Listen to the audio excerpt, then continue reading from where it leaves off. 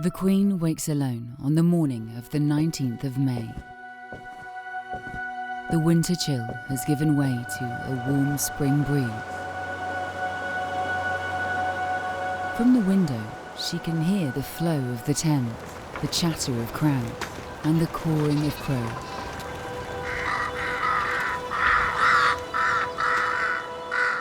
This is the day she will die.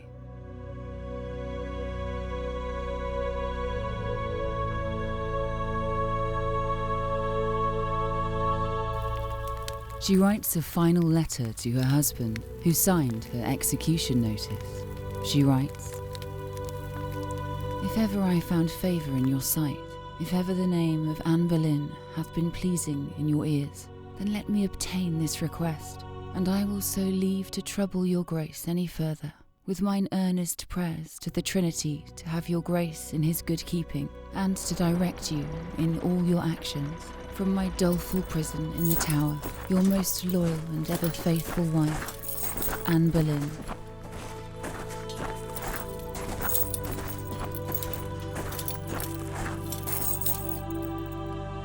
Calmly she dresses with the help of her ladies. As she leaves her rooms, winding down the stone staircase, onto the Tower Green and up the wooden steps to the scaffold, she must have recounted her life and how her decisions, and the decisions made for her, landed her here. On a May morning, facing her own death. A queen condemned.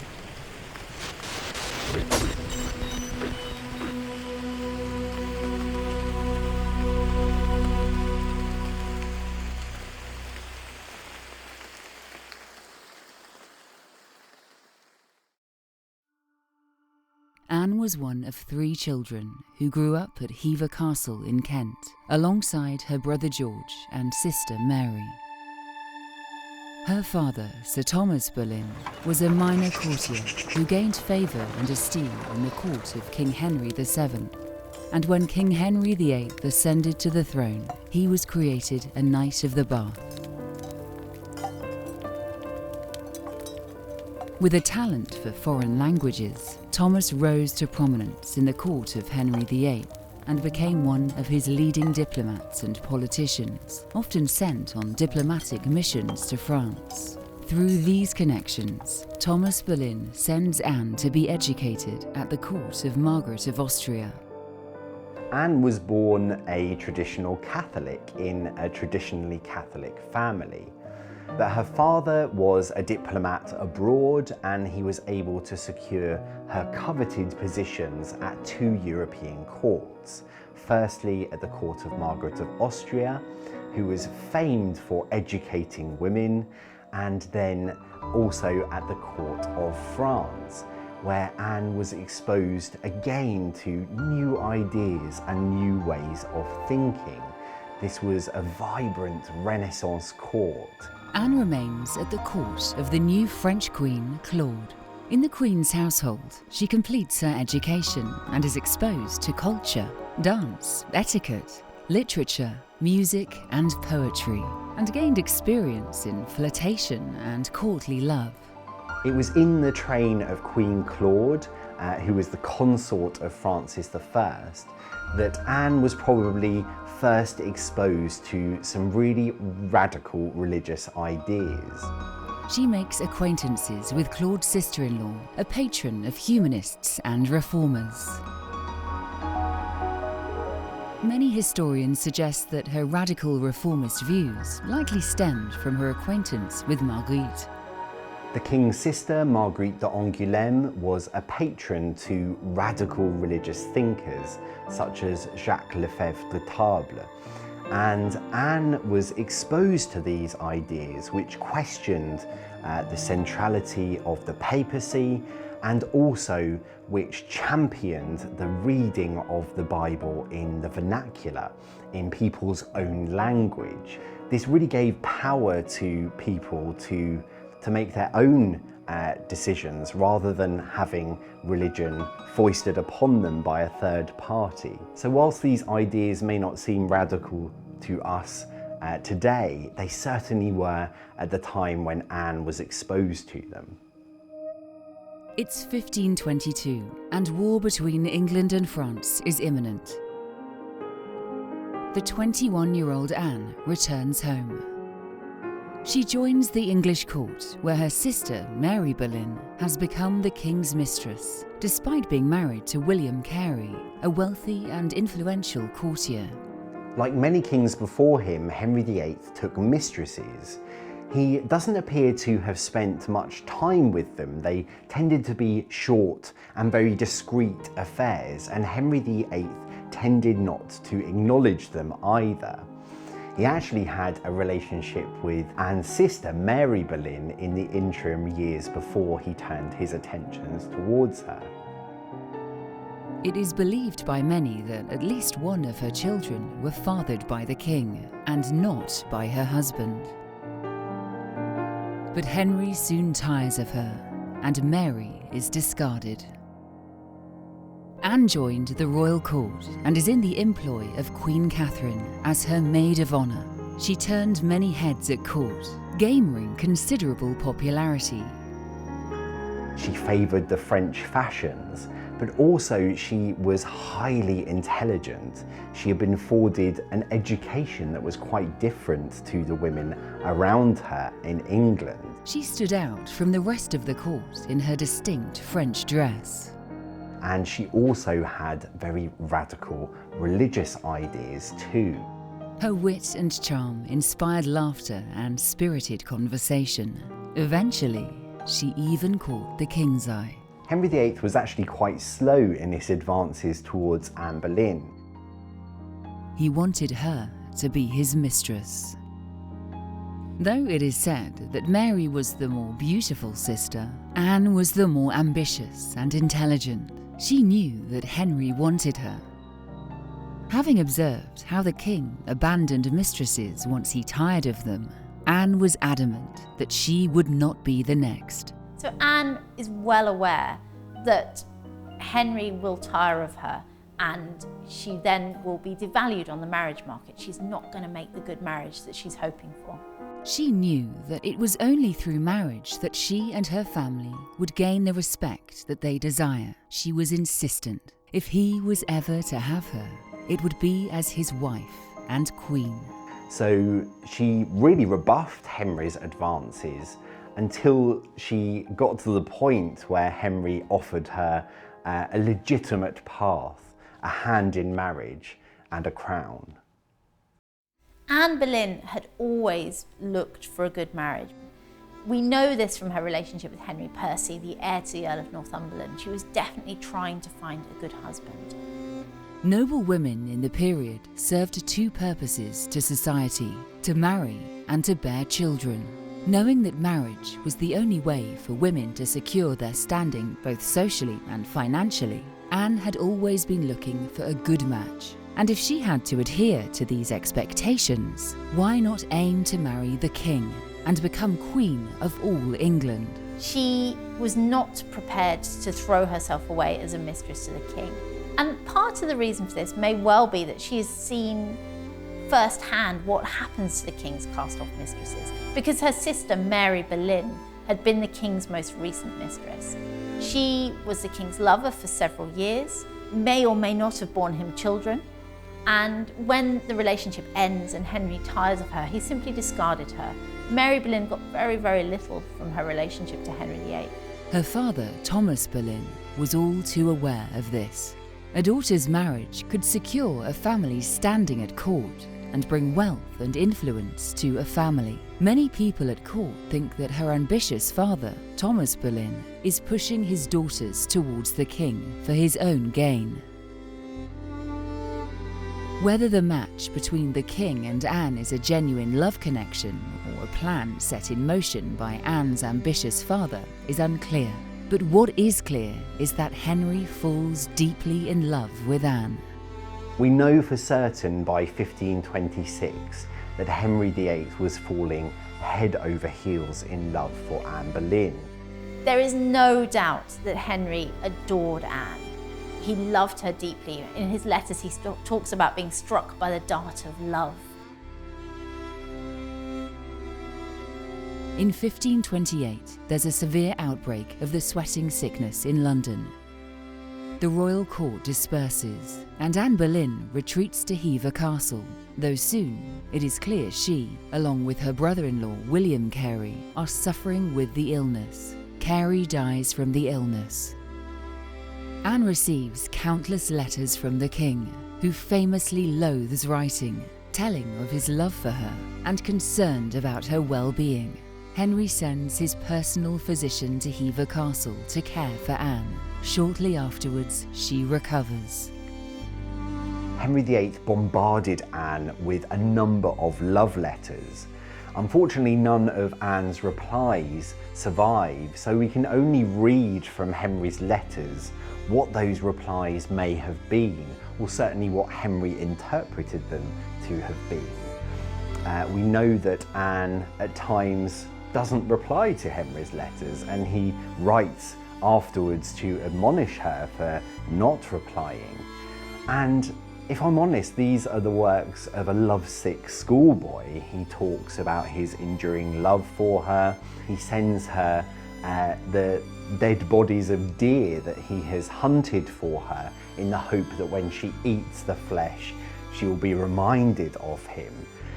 We are still looking at the Henry VIII who is young and good looking. He's in his 30s, he's still in his prime, he's only starting to gain weight, still a real catch. So it's easy to see how Anne could fall in love with a man like Henry VIII.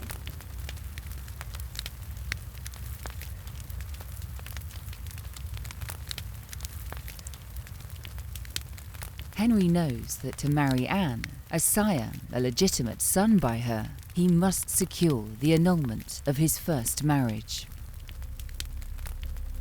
As gossip of an annulment tore through the rest of Europe, they all found fault in Henry's new infatuation. She was criticised and condemned as the courts of England and Europe were still impressed by the faithful and pious Queen Catherine.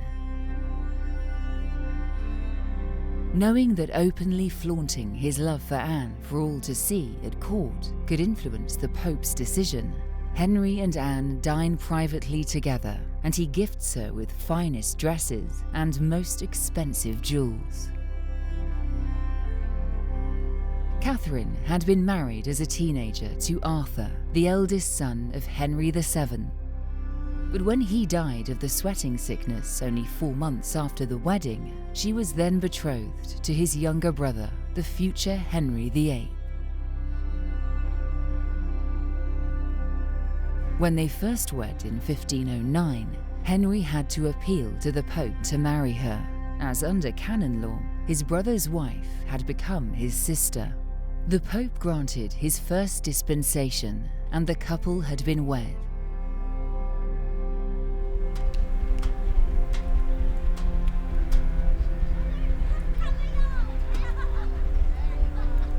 But in the late 1520s, for the second time pertaining to his relationship with Catherine of Aragon, the king has to seek a special dispensation from the Pope. The only real way that Henry was going to be able to marry Anne was if the Pope would annul his marriage to Catherine of Aragon. And Anne and Henry knew that the best mechanism for achieving that end would be through the king's minister, Thomas Wolsey. At Henry's behest, Cardinal Wolsey travels to Rome, where he will petition Pope Clement to grant the annulment of the king's marriage to the Queen. Know that Anne and Wolsey had something of a tempestuous relationship. We know that earlier in her life, Anne had romantic attachments to Henry Percy, and we know also that Wolsey had broken off that match. And I think Anne retained something of a resentment towards Henry's minister. However, Anne was prepared to be pragmatic because she knew that Wolsey was the best mechanism by which they were going to be able to marry. Henry wanted to annul his marriage to Catherine of Aragon on the basis that she had been his brother's wife. So they're related to within the first degree of affinity. They are, as far as the church is concerned, brother and sister. And his argument is that you cannot dispense such a marriage. This will become known as the King's Great Matter. In Rome, the cardinal appeals to Pope Clement for an annulment of Henry and Catherine's marriage on the basis that the initial dispensation was void. What is quite ironic is that when he first sends to the Pope to request his annulment, his messenger also has a second request for a dispensation to allow him to marry a woman within the first degree of affinity to him.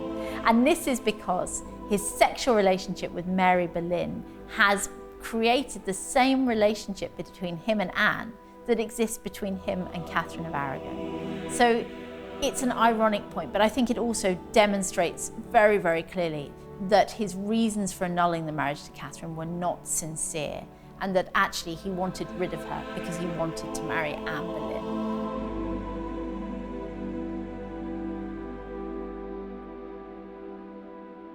As a result of the sack of Rome in May 1527, the Pope is currently a prisoner of Charles V, who is vehemently against the annulment, as is Queen Catherine herself. Charles V, the Holy Roman Emperor, is Catherine of Aragon's nephew, and he has told the English ambassadors that he will defend the Queen's just cause. It is an affront to the imperial royal family that Henry is attempting to annul the marriage to the Emperor's aunt, because effectively what he's saying is that instead of being his lawful wife, Catherine has been his concubine for the past almost 2 decades, and that is incredibly insulting to Charles and his family.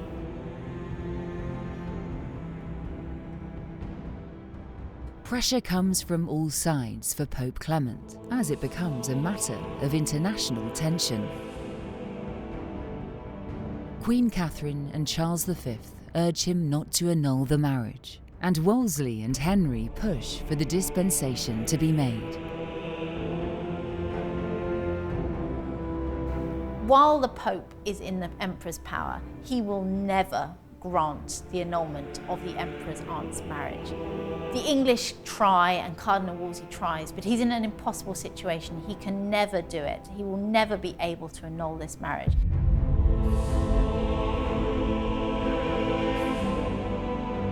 Back at court, the indecision infuriates both Henry and Anne, who begin to doubt Wolsey's loyalty to the crown over the church. Anne begins to believe that Wolsey has a personal vendetta against her.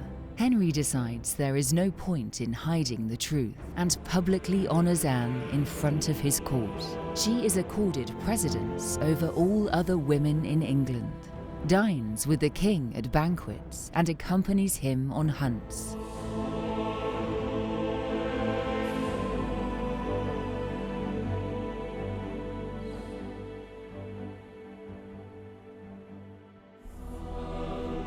Caught between the wills of 2 powerful kings, the Pope delays his decision as long as possible.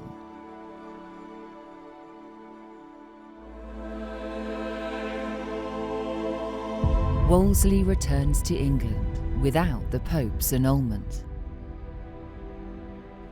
Wolsey ultimately fails to secure an annulment for Henry from his marriage to Catherine of Aragon, and this leads to his dramatic fall.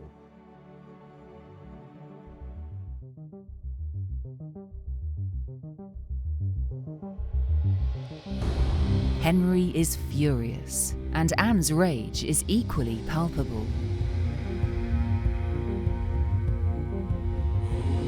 Frustrated with waiting, following a papal edict in 1530, in which the Pope orders Henry to leave her. To placate her, the king vows to move against Wolsey.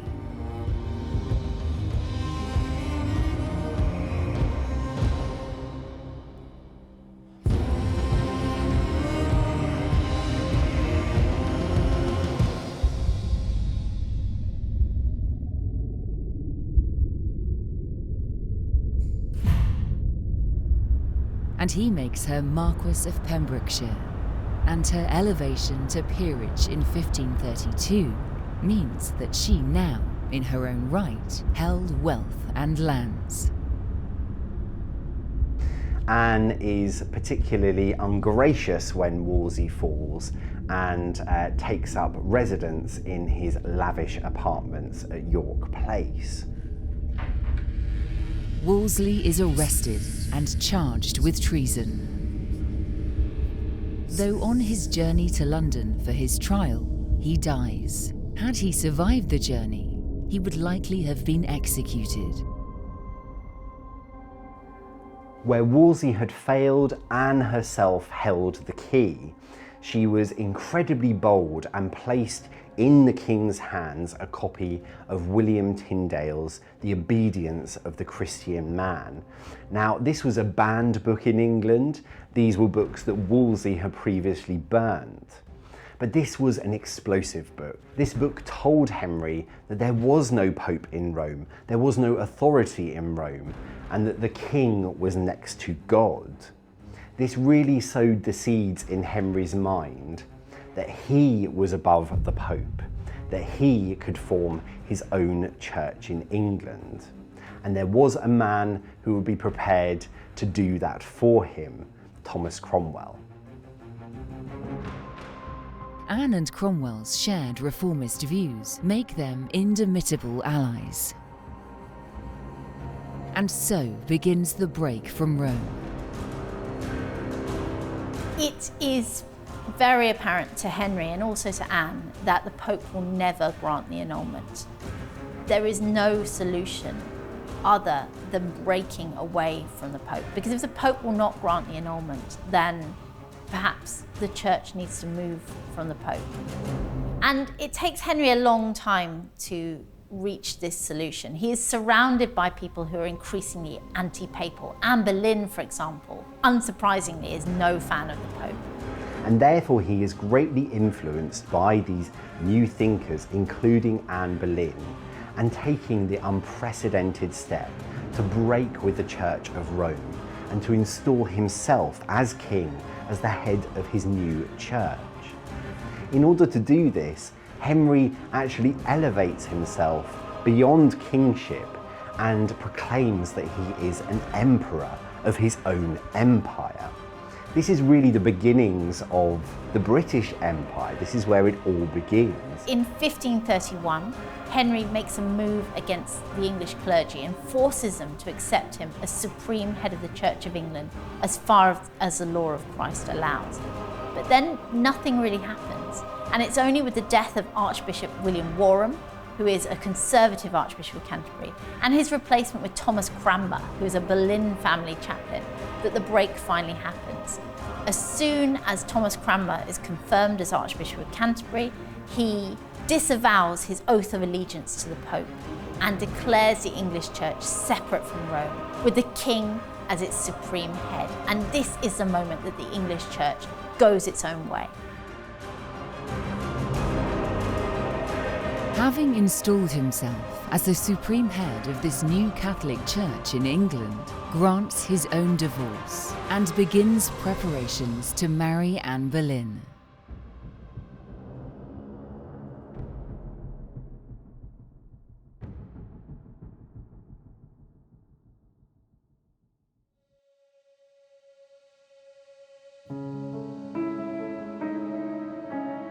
They wed hurriedly in secret and again publicly 2 months later. Though now husband and wife, few recognise the union. Queen Catherine is stripped of her titles and is exiled from court.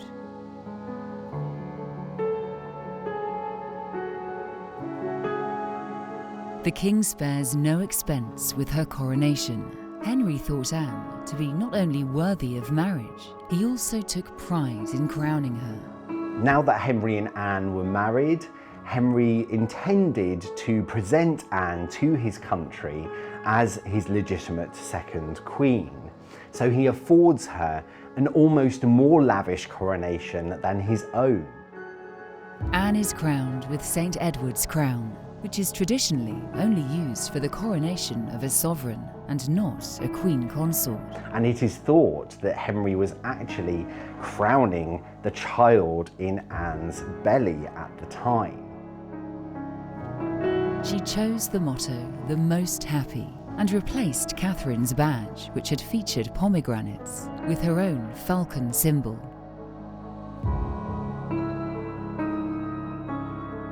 The court of Queen Anne was a stark contrast to that of Catherine's, as she spends ostentatious amounts of money on gowns, jewels, and furniture, and renovates many royal residences to suit her tastes.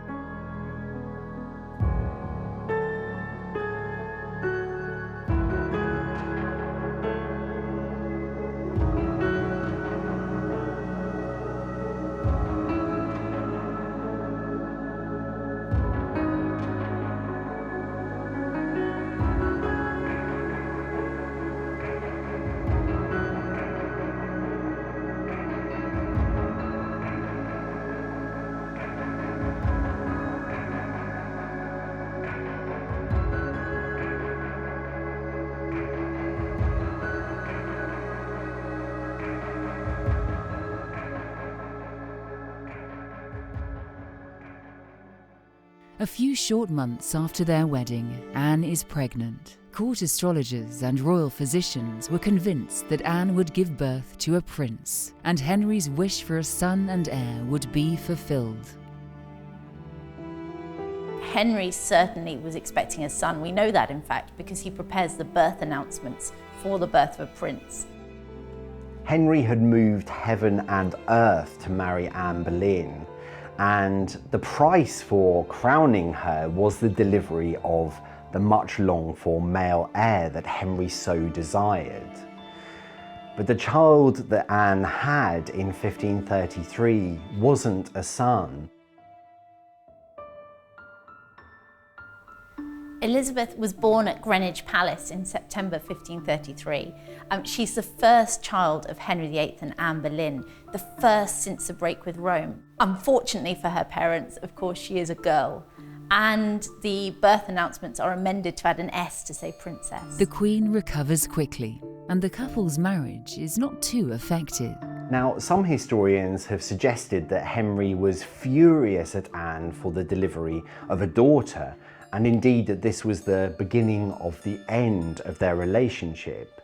But actually we have good evidence that Henry consoled Anne and suggested that the delivery of a healthy daughter was a good sign for the sons that would follow. Elizabeth's birth was disappointing. He really did want to have a son, but he knew that both he and Anne were young enough to have more children, and Anne does quickly become pregnant again the following year.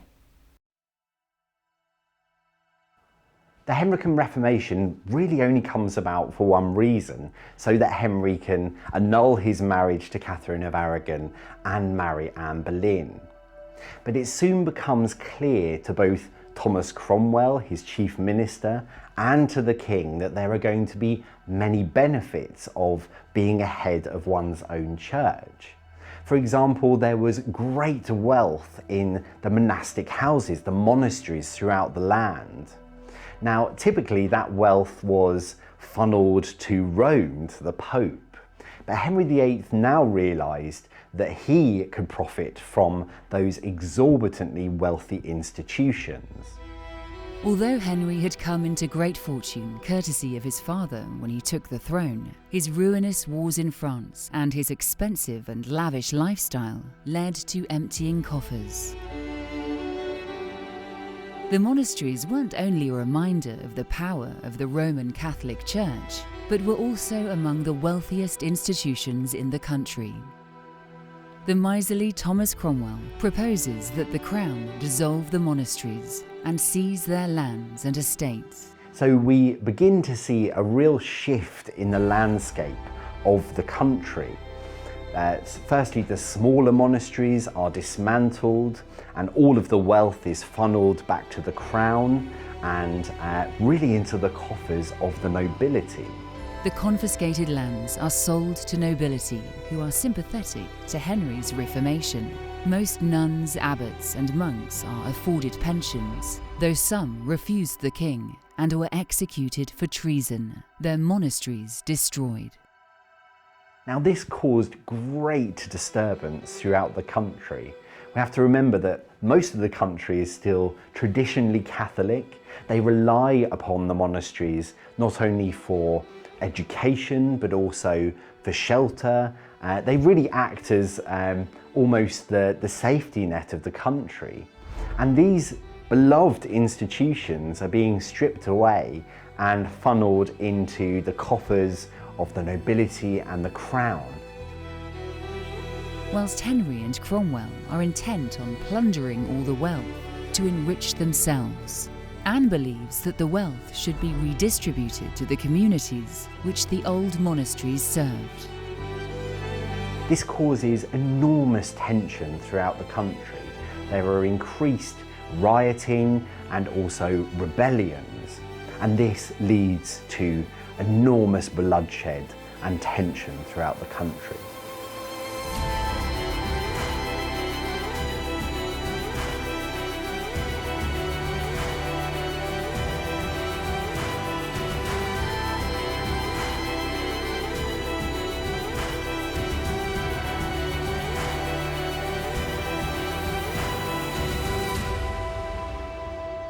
Henry's break with Rome causes the monarch to fall in the public's esteem. And Anne is blamed for her husband's tyranny.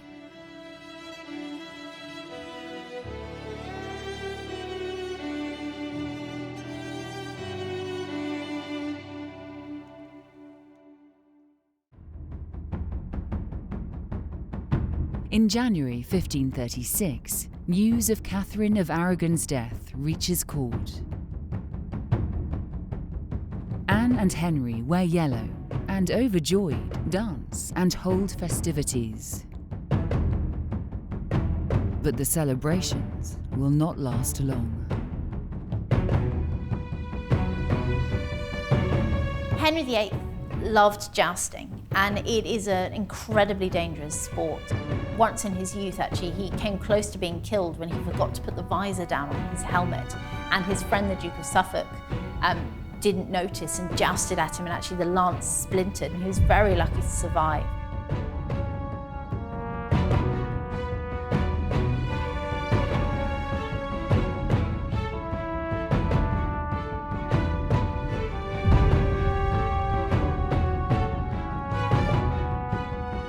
In 1536, Henry suffered a disastrous accident whilst jousting.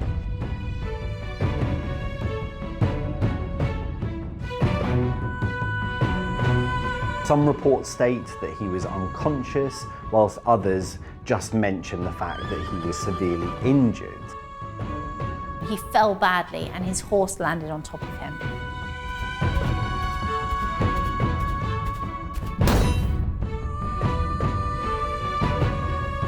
This really changed Henry's lifestyle. It, in many ways, emasculated him.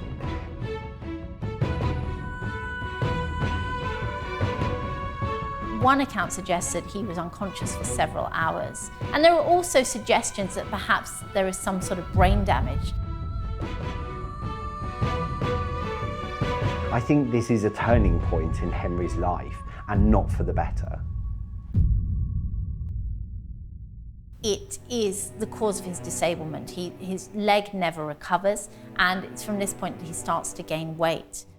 I think this narrowing of his abilities, and I think this continual pain that Henry is in, really changes his personality. I think he becomes hot-headed and irrational, and would lash out to a degree that he hadn't previously. At the start of 1536, Anne was pregnant. News then came that Catherine of Aragon had died, and Henry and Anne celebrated by wearing yellow at court. And this must have felt like a high point for Anne Boleyn. It had been a difficult previous year. However, on the day of Catherine of Aragon's funeral, she miscarried, and it was obvious to people at court that this had been a son.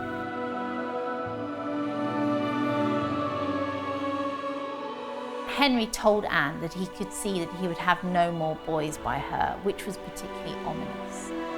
It was still not the end for Anne Boleyn. There were signs that Henry was still committed to the relationship.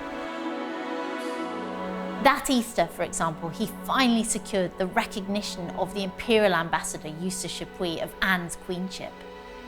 This was a high point for Anne, but she also had proved unable to secure her brother's election to become a Knight of the Garter, which again shows that her relationship with Henry was in decline. And I think this is the beginning of the end of Anne's life.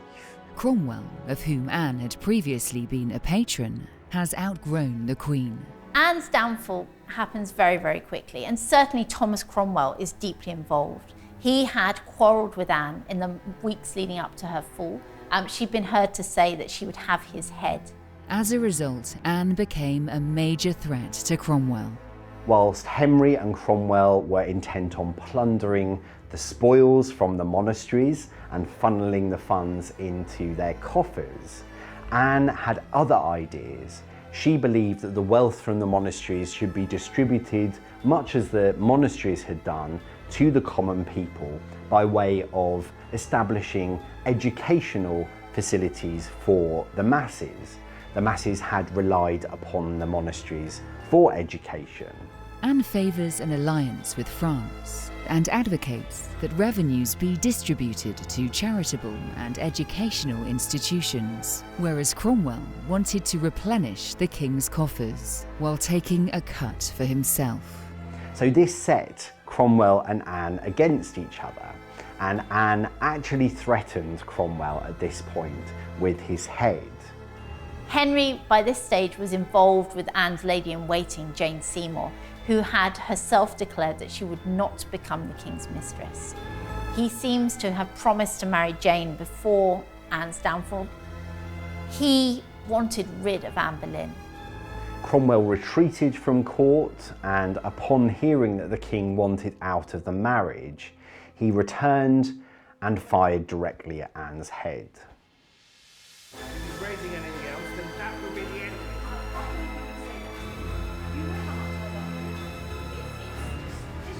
This was Cromwell's cue to strike. On the 30th of April 1536, Mark Smeaton, who was a young musician in her household, was invited to dine with Thomas Cromwell. And this is a really flattering invitation for Smeaton. When he arrived, he was immediately arrested and interrogated, possibly under torture. And by the next day, he had confessed to adultery with Anne. Anne almost certainly knew nothing of this. She attended the May Day jousts at Greenwich with Henry VIII, and she would have been alarmed when Henry suddenly got to his feet and stalked away, having received a message.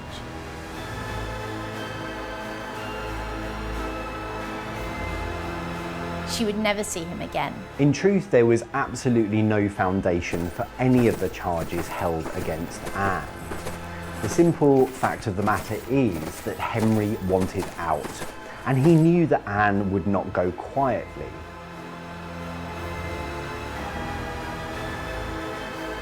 Moreover, he knew that Anne wasn't protected like Catherine was by a foreign power, and therefore she was much more easily dispatched than Catherine. Next day, Anne was arrested and taken to the Tower, and she, along with 5 men, were accused of adultery and incest because one of the men was her brother. Henry will not see her. She cannot plead her innocence to him or plead for mercy. Henry is clearly the driving force behind the decision to rid himself of Anne and take a new wife. Anne is tried, found guilty, and condemned to die.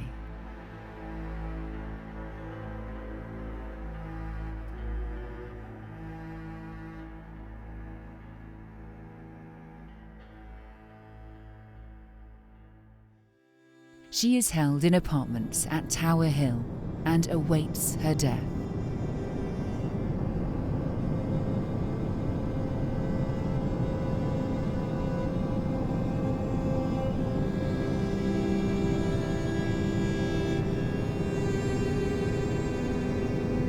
On the 19th of May, Anne was led from her apartments at the Tower of London at 8 AM to a scaffold that had been erected on Tower Green.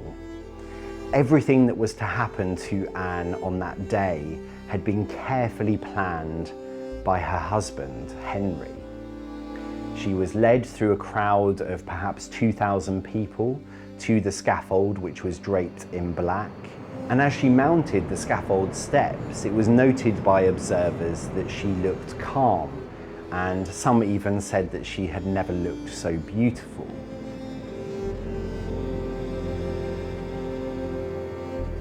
She then turned and addressed the crowd and gave what was really an archetypal scaffold speech. I am come hither to die, for according to the law, and by the law I am judged to die, and therefore I will speak nothing against it. I am come hither to accuse no man, nor to speak anything of that, whereof I am accused and condemned to die. But I pray God save the king, and send him long to reign over you, for a gentler nor a more merciful prince was there never. And to me he was ever a good, a gentle and sovereign lord, and if any persons will meddle of my cause, I require them to judge the best. And thus I take my leave of the world and of you all, and I heartily desire you all to pray for me. O Lord, have mercy on me. To God I commend my soul. But what Anne doesn't do in this moment is admit her guilt. This was expected of someone at the point of death, but Anne defiantly stated that while she recognised that she had been found guilty according to the law, she would speak nothing against it. Anne then was undressed by her attendants. She had her furs removed from her shoulders. She paid the executioner the sum of £23, 6 shillings and 8 pence, which was roughly 2 years' wages for a skilled labourer. Anne then knelt into the straw, and one of her ladies blindfolded her, and she prayed, "To God I commend my soul, Lord Jesus, commend my soul."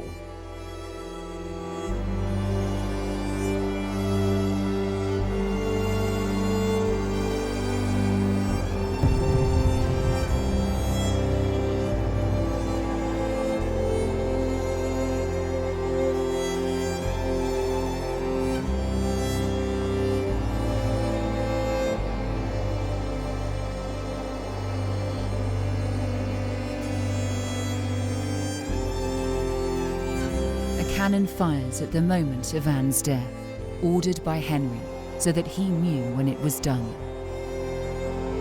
This was Henry's cue to move on. The next day, he proposes to Jane Seymour.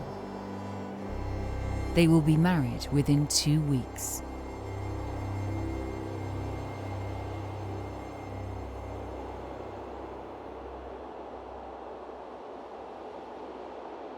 Thomas Cranmer is reported to have broken down in tears, stating she who has been the Queen of England on earth will today become a queen in heaven. Whether Henry had been in love with her or simply in lust, she was indeed a woman in her own right, in a world where it was a disadvantage to be female. She defied the disadvantages of her sex and took control of her own education and marriage prospects, and elevated herself to become the most powerful woman in England, if only for a short while. It's very difficult to state whether Henry VIII truly loved any of his wives. He was obsessed certainly by Anne Boleyn, but ultimately I think Henry only had room to love one person, and that was himself.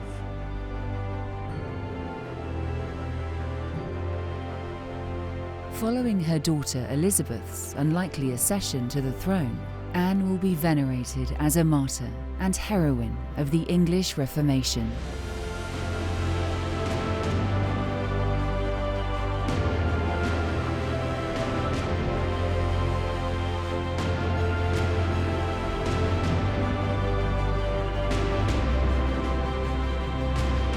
Even 500 years after her death, we are still enthralled by her story, and she has been called the most influential and important queen consort that England has ever had.